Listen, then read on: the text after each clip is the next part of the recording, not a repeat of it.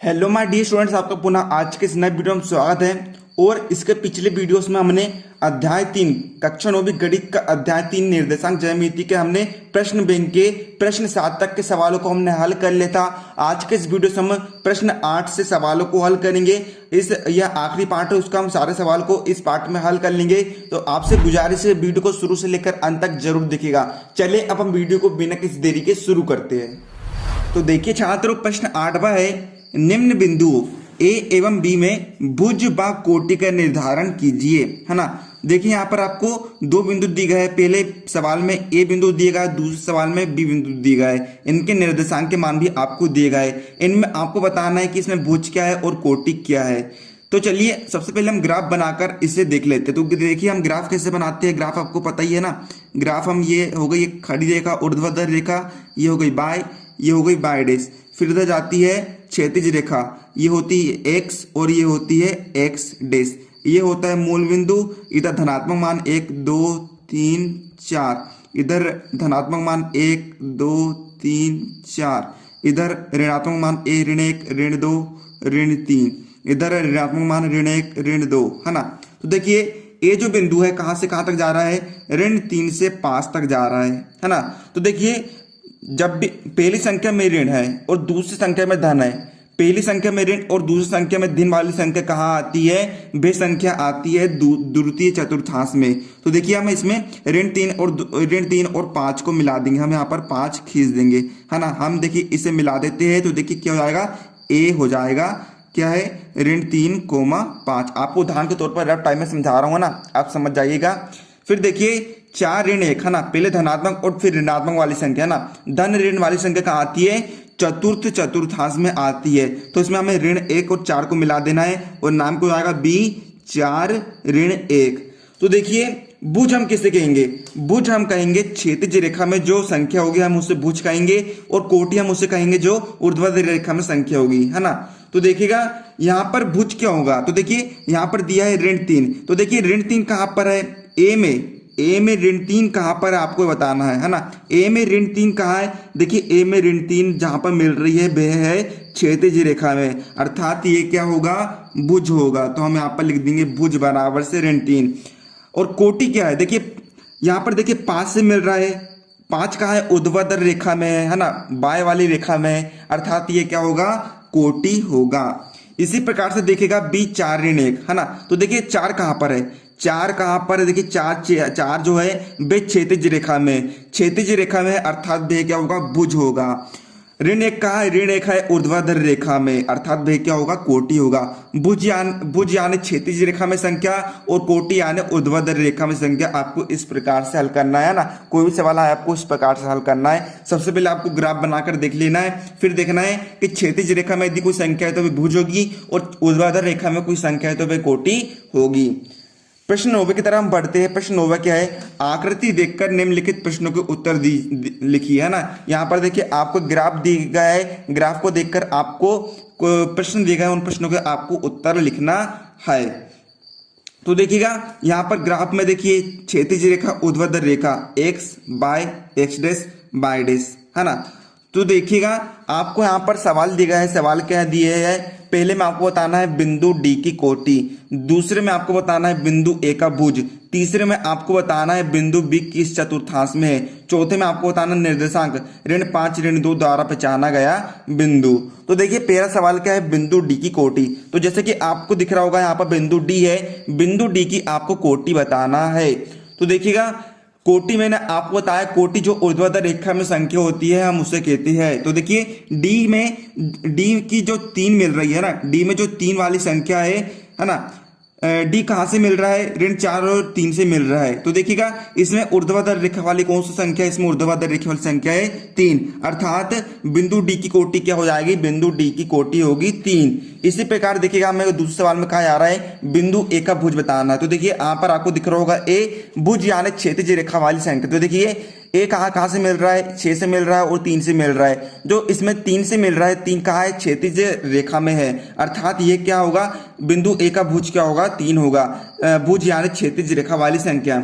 इसी प्रकार देखिएगा नेक्स्ट सवाल में कहा जा रहा है बिंदु किस चतुर्थांश में है। तो देखिएगा बिंदु भी कहां पर है, बिंदु बी है चतुर्थ चतुर्थांश में, है ना। मैंने आपको बताया था ये वाली संख्या पहले चतुर्थांश में, ये वाली द्वितीय में, ये वाली तृतीय में, और ये वाली संख्या होती है चतुर्थ चतुर्थांश में, अर्थात बिंदु बी काय में है, चतुर्थ चतुर्थांश में है। इसी प्रकार देखिएगा निर्देशांक ऋण 5 ऋण 2 द्वारा पहचाना गया है बिंदु, है ना। तो देखिएगा यहाँ पर आप देखिएगा यहाँ पर क्या है ऋण 5 और यहाँ पर क्या है ऋण 2। ऋण 5 से ऋण 2 वाली संख्या मिल रही है, तो हम इसको कौन सा बिंदु कहेंगे, हम इसको बिंदु कहेंगे। इस बिंदु का नाम क्या है, सी नाम है।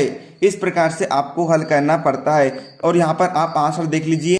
तो जैसे कि मैंने आपको बताया बिंदु डी की कोटि क्या है, बिंदु डी की कोटि है 3, है ना। ऊर्ध्वाधर रेखा वाली संख्या को हम कहते हैं कोटि। तो बिंदु डी की कोटि क्या हो गई, 3 हो गई। बिंदु ए का भुज बताना है ना, बिंदु ए का भुज बताना। तो देखिए बिंदु ए का भुज क्या है, क्षैतिज रेखा में कौन सी संख्या है, क्षैतिज रेखा में संख्या है 3, 3 से मिल रहा है, तो उसका भुज क्या होगा, 3 होगा। इसी प्रकार देखिए बिंदु बी कौन सा चतुर्थांश में, तो बिंदु बी चतुर्थ चतुर्थांश में, तो हम यहाँ पर लिख देंगे चतुर्थ। इसी प्रकार देखिए जो मैंने आपको बताया था अभी, है ना, निर्देशांक ऋण 5 ऋण 2 द्वारा पहचाना गया बिंदु, तो ये बिंदु कौन सा है, वे बिंदु का नाम है सी। अब देखिए हम प्रश्न 10वां सवाल देखते हैं। प्रश्न 10वां सवाल क्या है, आकृति को देखकर निम्नलिखित को लिखिए। यहाँ पर देखिए आपको ग्राफ दिया गया है, ग्राफ को देखकर आपको निम्न सवाल को हल करना। तो देखिए पहला क्या है, बिंदु बी के निर्देशांक, डी के निर्देशांक, ए का भुज और सी की कोटि। तो देखिए पहला सवाल क्या है, बिंदु बी के निर्देशांक। तो देखिए बिंदु बी कहां पर, बिंदु बी है द्वितीय चतुर्थांश में, तो हमको बताना बिंदु बी के निर्देशांक क्या है। तो देखिए बिंदु बी ऋण 5 और 2 से मिल रहा है ना। कहां से मिल रहा है, कहां से मिल रहा है, ऋण 5 और 2 वाली संख्या से मिल रहा है। तो देखिए द्वितीय चतुर्थांश में पहले आती है ऋण वाली संख्या, फिर आती है धन वाली संख्या, तो हम इसमें लिखेंगे पहले ऋण वाली संख्या। तो देखिए इसमें ऋण वाली संख्या क्या है, ऋण 5 है और फिर क्या है 2 है, तो डी के निर्देशांक क्या होगा, ऋण 5 और 2। इसी प्रकार देखिए सेकंड सवाल क्या है, डी के निर्देशांक। तो देखिए आपको दिख रहा होगा यहाँ पर डी बिंदु है चतुर्थ चतुर्थांश में। तो देखिए डी के निर्देशांक क्या है, डी मिल रहा है ऋण 5 से और 5 से, है ना, ऋण 5 और 5 से मिल रहा है डी। तो देखिए चतुर्थ चतुर्थांश में पहले आती है धन वाली संख्या, फिर आती है ऋण वाली संख्या। तो देखिए इसमें धनात्मक संख्या है, क्या है, इसमें धनात्मक संख्या है 5, तो हम पहले लिखेंगे 5 को, फिर हम लिखेंगे ऋणात्मक संख्या। तो देखिए इसमें ऋणात्मक संख्या क्या है, ऋण 5, फिर हम लिख देंगे ऋण 5 को, अर्थात डी के निर्देशांक क्या होगा, 5 और ऋण 5। इसी प्रकार देखिए हमें तीसरे सवाल में क्या आ रहा है कि ए का भुज बताइए। तो देखिए ए किस से मिल रहा है, ए मिल रहा है संख्या 2 से और संख्या 6 से। तो देखिए संख्या 6 है क्षैतिज रेखा में, तो क्षैतिज रेखा अर्थात देखिए आएगा भुज हो जाएगा, तो यहाँ पर हम लिख देंगे 6। इसी प्रकार देखिए सी की कोटि, है ना, यहाँ पर आपको बिंदु सी की कोटि बताना। तो देखिए बिंदु सी की कोटि, है ना, बिंदु सी के आकार से मिल रहा है ऋण 30 से और ऋण 5 से। तो देखिए ऊर्ध्वाधर रेखा संख्या कौन सी है, ऋण 3 है, तो हम यहाँ पर क्या लिख देंगे, ऋण 3, अर्थात सी की कोटि क्या आएगी, ऋण 3 हो जाएगी।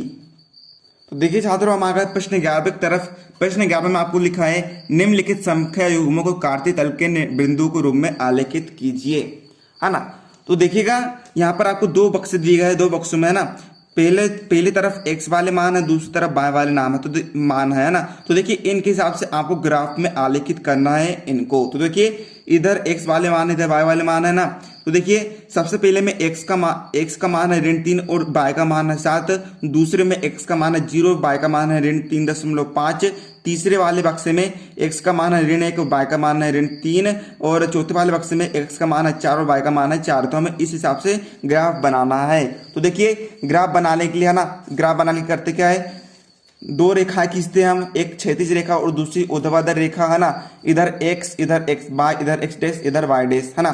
इधर धनात्मक वाली संख्या 1 2 3 4 5 6, इधर धनात्मक वाली संख्या 1 2 3 4 5 6, इधर ऋणात्मक वाली संख्या ऋण 1 ऋण 2 ऋण 3 ऋण 4 ऋण 5 ऋण 6, इधर भी ऋणात्मक वाली संख्या ऋण 1 ऋण 2 ऋण 3 ऋण 4 ऋण 5। तो देखिए सबसे पहले हम बढ़ते हैं x y वाली संख्या। तो देखिए सबसे पहले हमको क्या दिया है, x का मान दिया है ऋण 3 और y का मान दिया है 7। तो देखिए ऋण 3 और 7 को हमें मिलाना है।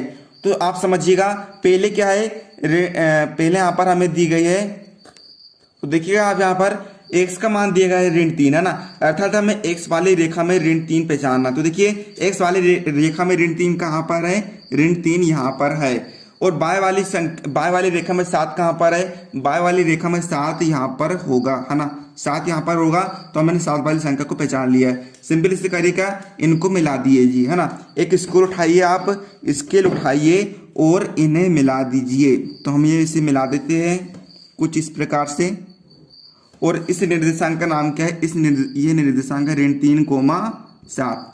इसी प्रकार देखिएगा दूसरे खांचे में x बिंदु पर 0 पे चढ़ाना है। तो देखिए x बिंदु पर 0 ये रहा और y बिंदु पर ऋण 3.5 का है, y बिंदु पर ऋण 3.5 यहाँ पर कुछ यहाँ पर रहेगा, है ना। ऋण 3 और ऋण 4 के बीच में बिंदु ऋण 3.5 रहेगा। तो देखिए ये रेखा तो वैसे ही पहले से ही आपस में मिली है, तो इस निर्देशांक का नाम क्या आएगा, 0, ऋण 3.5। इसी प्रकार देखिएगा इसका तीसरे खांचे में हमें x बिंदु पर ऋण 1 पहचानना। तो देखिए x रेखा पर ऋण 1 कहाँ है, x रेखा पर ऋण 1 यहाँ है और बाह्य रेखा पर हमें ऋण 3 को पहचानना। तो देखिए बाह्य रेखा पर ऋण 3 कहाँ है, बाह्य रेखा पर ऋण 3 यहाँ है। तो सिंपली से करिए क्या, ऋण 1 और ऋण 3 को मिला दीजिए और इनका निर्देशांक का नाम क्या होगा, ऋण 1 और ऋण 3। इसी प्रकार देखिएगा चौथे खांचे में x रेखा पर हमें 4 को पहचानना। तो देखिए x रेखा पर 4 ये रहा और बाह्य रेखा पर हमें 4 पहचानना। तो देखिए बाह्य रेखा पर 4 कहाँ रहा, बाह्य रेखा पर 4 यहाँ रहा। तो देखिए सिंपली से इनको मिला दीजिए, हम देखिए इनको मिला देते और इन निर्देशांक का नाम क्या है, 4,4। तो कुछ इस प्रकार से आपको सवालों को हल करना पड़ता है। उम्मीद आप सभी को समझ में आ गया होगा ना। यहाँ पर x का मान दिया तो हमें x वाली x रेखा पर इन संख्या को पहचानते हैं और टिक कर देते हैं और बाह्य रेखा वाली संख्या को हम पहचानते हैं और उनको टिक कर देते हैं और कुछ इस प्रकार से हम मिला देते हैं। तो इस प्रकार सवालों को हल कर आता है। उम्मीद आप सभी को समझ में आकर वीडियो को लाइक कर देना। मिलते हैं आपसे नेक्स्ट वीडियो, तब तक के लिए जय हिंद, जय भारत।